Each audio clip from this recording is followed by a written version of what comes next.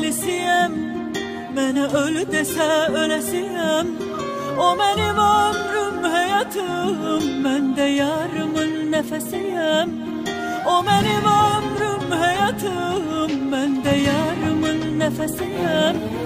Onu heç kim sevə bilməz, nə qədər ki sevirəm mən. Onu qəlbimin dərinliklərində gizlətdiyim həmin adam. Odur sevdiğim adam, onun ürəyimdə başqadır yeri tamam. Odur qəlbimin dərinliklərində gizlətdiyim həmin adam. Odur sevdiğim adam, onun ürəyimdə başqadır yeri tamam.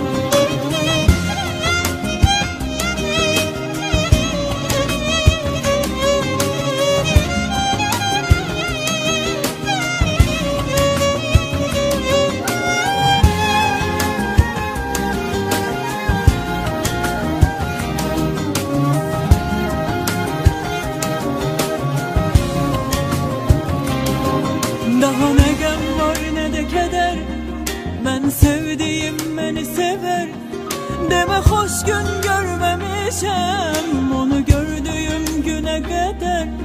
Deme hoş gün görmemişem, onu gördüğüm güne kadar. Onu hiç kim seve bilmez, ne kadar ki sevirəm ben. Onu kalbimin derinliklerinde gizlettiğim həmin adam. Odur sevdiğim adam, onun yüreğimde başkadır yeri tamam. Odur kalbimin derinliklerinde gizlettiğim həmin adam. Odur sevdiğim adam, onun yüreğimde başkadır yeri tamam. Onu kalbimin derinliklerinde gizlettiğim həmin adam. Odur sevdiğim adam, onun yüreğimde başkadır yeri tamam. Odur kalbimin derinliklerinde gizlettiğim həmin adam.